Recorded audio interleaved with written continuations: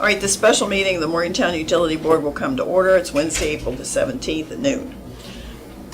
Do we have any public speakers? Any? Parada Paving. All right. Would you like to stand up there and tell us who you are? And there's also a sign-up sheet, Okay. so if you'll fill that out as well. You can do it after you're finished if you like. Okay. My name is Dominic Parada, and I'm with Parada Paving. And I'm just here on the fact of we were awarded a project with you all. It was the Dinsmore demo project. And on April 10th, we were sent out an email saying that we were the apparent low bidder for the project. And with that email, we were given the notice of award. And then some things happened, and it wasn't till the next day on April 11th, we were called at the end of the day and said that we might not have the project. Well, in the meantime, it was publicly announced in the paper. Parada has been awarded the project, and we've been in business 60-some years, and we value our reputation and around town, and we value our relationship that we have with MUB. Saying that, to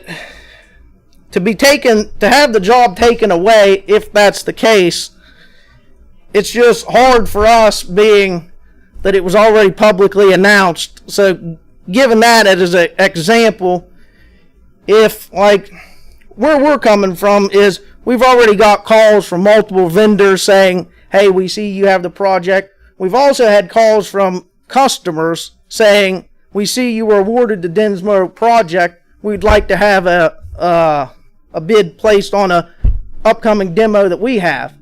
And where we're coming from is if say we weren't awarded the project and it's not announced by you guys that it wasn't awarded to Parada, people not knowing and just read the paper that day will go down there and see that Parada's not on the project, or just say that you show up at the end of the job and it's not to how we would like to do the job. They're going to say, well, Parada was awarded that project. We're not going to give them a call if this is what it looks like, or wonder why Parada isn't down here. They may have got thrown out. They might not have done something right.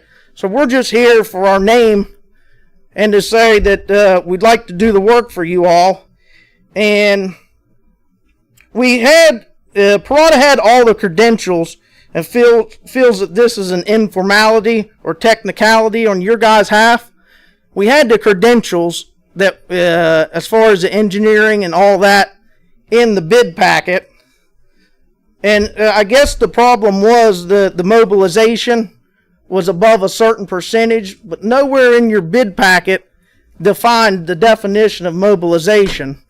So it wasn't. We feel that can't be used against us if we didn't know what the definition, because in your bid sheet, item 1 was mobilization / demobilization. So Parada had in there, they had their MUB and demob. So if you add those two together, it's going to put us over the percentage.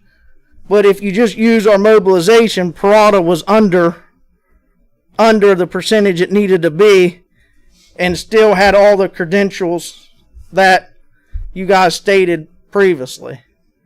But it's more the fact that we were given the notice of award by you all, so we were thinking we had the project and weren't going to bid anything else because we knew that we had to complete that project. But it wasn't till the next day we were called and said we might not have the project. And we feel if you were given the notice of award and the email said that Parada was the apparent low bidder, we feel going back on that is kind of, yeah, to put the, I mean, I may be standing here repeating myself, but that's how we feel. Okay, well, thank you. We appreciate that input. In fact, today's meeting is called specifically to address some of the issues that you faced and some confusion that we encountered here. So that's actually a whole business that we intend to address in the first section of the grant. Okay, and on that, if you look at the all the bids, because it was given out to every bidder, so now every bidder has everybody's information. And if you go back and you look at everybody's bid, we were the first one that had the credentials. But if you also look, and if you waive the mobilization, we're still low bidder on the project because we had the credentials, if that makes sense. We were still, if you take into account the mobilization of everybody and waive the mobilization percentage fee, Parada would still be the low bidder on the project.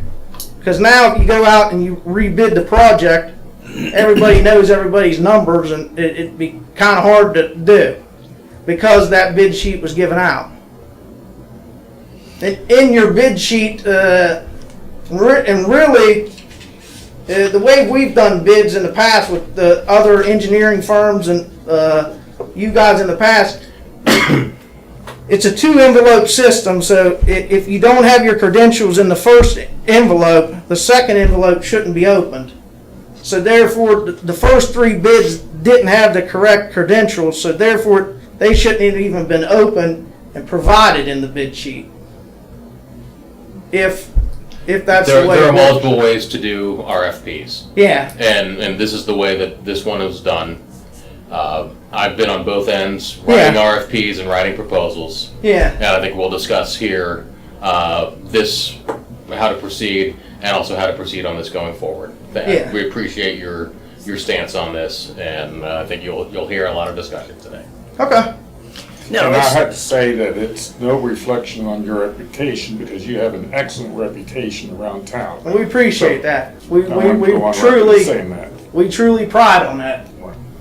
And we have had a very good working relationship with you. So the issue has come before us as a board to discuss the issues that have been raised by this situation and to hopefully come to a conclusion, again, as has been stated, for now and for the future. So we do have clarity going forward. There's no question at all about what we're asking. Okay. Okay? Yep. All right. Well, thank you. Thank You're you. welcome. Sit there and listen to the discussion if you like. But the remainder of the business will be discussed with the board. And so that does bring us to old business. And Mike, take it Yes. from here. Okay, well, I would say that Mr. Parada clearly identified the issue with the mobilization, demobilization, and it did exceed that one line item of $15,000. That bid did exceed the 2.75% maximum amount that we will pay for mobilization. So the issue here is that not only did Mr. Parada's bid exceed, but another bidder as well. And when, upon examination of the specifications, Mr. Parada's right, the demobilization was not part of our normal bid package, but it was inserted by our consultant. And that's where the confusion came, and we understand it. We did not see it in the front end, and we do apologize for that. It was just a mistake. And our consultant didn't inform us. So it's our recommendation that this is not just a formality, that it shouldn't be waived, but because there were other contractors that may have had the same misunderstanding after looking at their bid item, it's our recommendation to rebid the entire project, let all the contractors resubmit their bids. Was the other bidder that also went above the 2.75%, were they one of the remaining eligible bidders, or were they one of the previously disqualified bidders? To let Rich answer. They were one of the 3 that was previously disqualified. Can you explain our normal RFP process and the RFP process that occurred with this project? Do we typically put our own RFPs out, and then this one was done by our consultant, or how does that typically work? Go ahead. Yeah, that is how it happened. And, this is a project that's not typical for MUB. It's a environmental remediation project that includes demolition of structures. Obviously not something that we do on a day-to-day basis. So we Part of the EPA process is to hire a licensed remediation specialist. And that's what we did with Greenbrier Environmental, and they were, tasked with handling these things, including, authoring the bid package that went out. And so they were provided our bids, our standards, and used the typical remediation type RFP and kind of combined the two together. And so the mobilization line item that Mr. Parada was talking about, on the bid sheet, it's listed as mobilization / demobilization.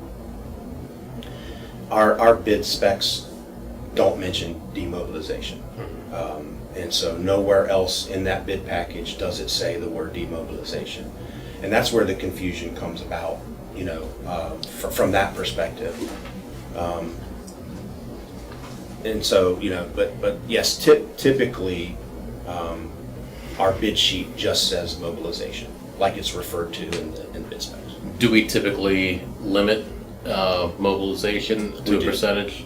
And it's the same percentage. Our typical is 2.75%. Okay, so that wasn't something new from the consultant. No, that was our standard. And what was the percent that Parada had for mobilization, demobilization? Total, I think it was 5.1, something like that, 5.15. So if Parada says half of that's for mobilization, half of it's for demobilization, and you strike out the half for demobilization, that would come in under the 2.75, correct? Correct. And is it possible, and maybe this is a question of legal, for you to adjust a bid that was the low bid, qualified bid, and disavow the line item for demobilization and just award the bid at a lower amount than what they bid? Our specs do not allow for that. They don't. Okay. No, they don't they don't prohibit that, but Right. they don't allow for it, so I don't think that would be something new for MUB to do, to take that on. So, and also, when we met last week, we noted that there were three of our 6 bidders were disqualified because of the not having a credential that was required.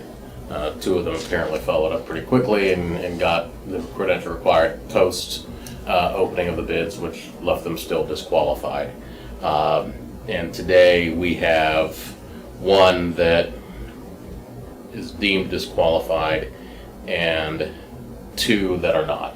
What's different between today and last week when we say go forward with the bid last week and this week it's rebid?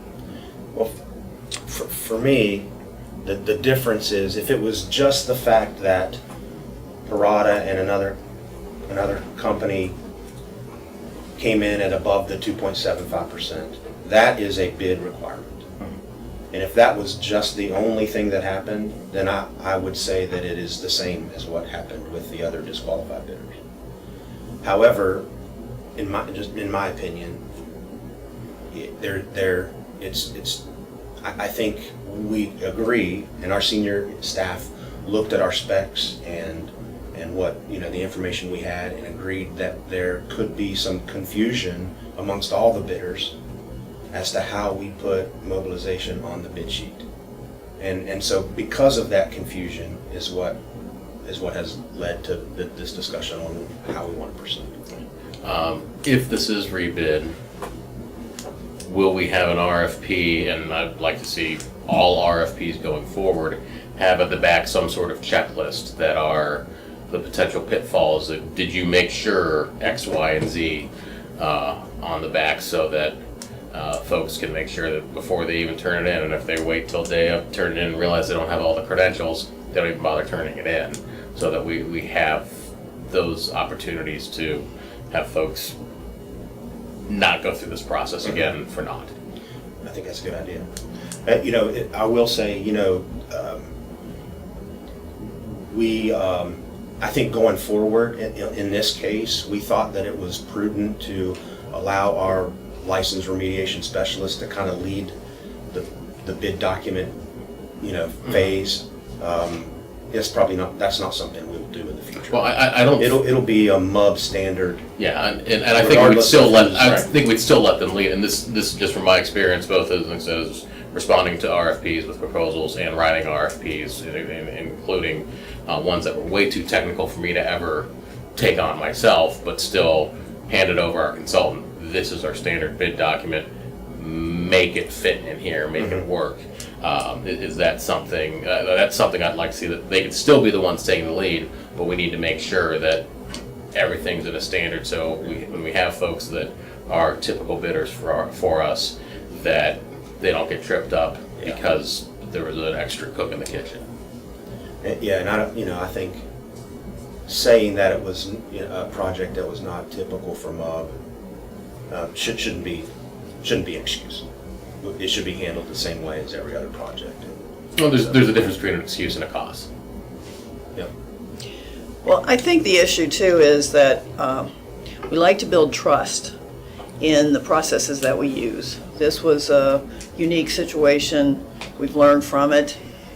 Do we let a mistake carry forward, or are we seriously interested in transparency, making sure everybody understands what the standards are and clarifying that, and giving them the opportunity to meet those standards in an open and clear way? So our relationships with vendors is critical to the work we do, and we like to maintain healthy and trusting relationships. So to me, transparency, correction of mistakes if they're made, acknowledging those mistakes, and then moving forward is very important to our integrity.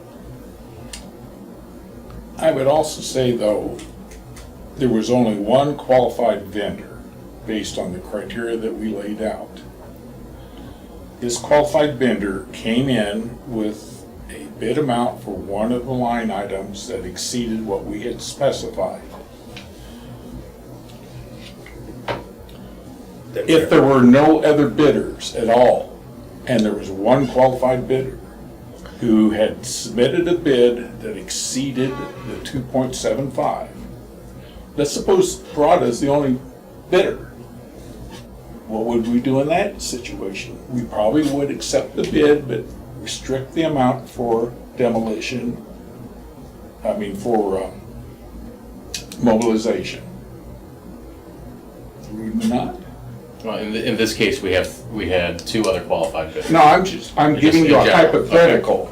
If there was only one bidder on the project, and that bidder came in with an amount that exceeded the amount allowed for mobilization, wouldn't we request that the bid be altered down by amount that basically would come in with the guidelines that we had specified ahead of what was allowed for mobilization? It's a hypothetical. In that hypothetical, I'd ask legal counsel if that's something we could do. The answer is no, because the bid specs are expressly state that if a bid exceeds 2.75% on mobilization, it shall be rejected. Okay, well that clarifies that for me. So the point here, though, is that is hypothetical, and the situation we're in needs to be equitable for everyone. So, would you like to allow Mr. Parada to speak again? That's certainly your prerogative. Did you have? On that, it said, If you could approach the microphone, please. on that, in there, in the bid documents, it says shall. Well, shall can be a choice. In legalese, it cannot be. It is a Why must. wasn't it will? Because right above it, it says it In contract will. law, shall is must. Because when we talked to different people, lawyers, engineers, they said that shall can go either way. Well, I defer to legal.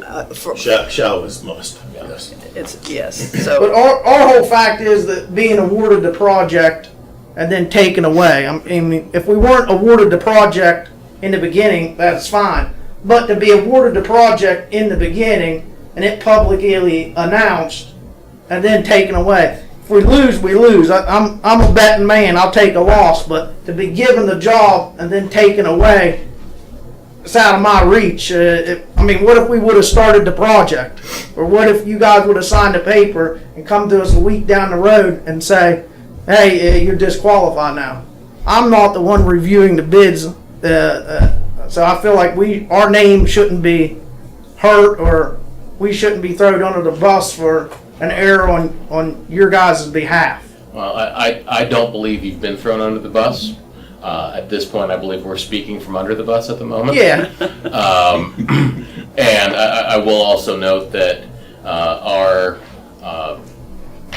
our meeting packets are public, and the 3 bidders that were lower than your bid but were not qualified, their names too are public record. So it's a pool we're all in at the moment. Yeah. And I think you can tell from everyone here that this is not something we normally do. This is not something we like to do. Yeah. It's not a position any of us are happy to be in. And there's I think that you've heard the recommendation from the staff, and that's something that we're considering now. But I don't think. Well, I know we're not in a position to continue the award as is. Yeah. But I think we'll discuss from here where we go. Let me just say, Mr. Parada, we're sorry that it happened this way, Yeah. but we really do feel obligated to correct a mistake. And that's fair for everyone. Yeah. We don't mean to destroy your reputation in any way, shape, or form. In fact, again, I'll reiterate, we've always had a good working relationship with you and most of the vendors in the area and most of the contractors. So we want to continue that, we want to protect that, but we want to do the right and the fair thing. Yeah. And so that brings us to this Yeah. situation. But on that, you have three bidders remaining that are qualified to do the project. So you, as an option, you could look at their mobilization, and Parada would still be the qualified low bidder, is what I'm trying to get at. Under the term shall, it is not. Okay. And that's been standard for us and for legal. So, in any event, we've had a good discussion, further discussion. Any need for clarification, understanding of the issue? What do you recommend? It's our recommendation that the board reject all of the bids and direct staff to rebid the project. Okay, do we I have make a motion to reject all the bids submitted for the pre-demolition, environmental clearance, and site demolition of the Dinsmore Tire Shop and Bicycle Shop and rebid the project. Okay, do I have a second? I'll second. All right, is there any further discussion? Yeah, one question to council. Given that we are at minimum for quorum, do we have a requirement to be unanimous in this vote? No. Okay. Okay, all in favor of rejecting the bid and rebidding for this demolition, say aye. Aye. Aye. Aye. Okay, motion carries. So that is what we'll do, and when will you do that? I'm sorry. We'll start the process immediately. And what time frame are we looking at? We should have the first ad out next week. So turnaround time is what? So we're required to have at least 2 publications. So it's I think it's 2 weeks apart. So Yeah, so if we put an ad out next week, we can put an ad out a week later. Okay, so we're looking at about 3 weeks delay here, and what was the original intent? Okay, so everybody feel that this is the fair thing to do? The right thing to do? Okay, thank you. Thank you for that recommendation, and thank you for the motion. if I may, Barbara, I just want to emphasize, MUB has had an excellent working relationship with Parada. This is not a reflection on Parada Paving. This was a mistake. I think Eric said it quite eloquently when we're all speaking from under the bus right now. It was not Parada Paving. It's not their. It's just a misunderstanding, but we needed to correct it, and we look forward to doing more projects with Parada in the future. Okay, so we will see where this takes us, and we'll be back on this issue next meeting, no doubt. All right, so do I have a motion to go into executive session?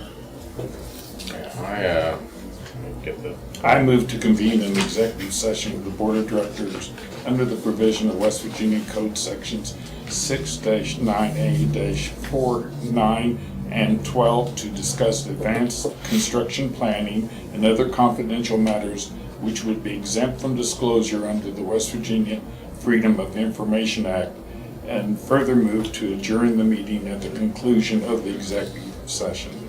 Okay, all in favor say aye. Aye. Aye. Okay, let's take a 10-minute break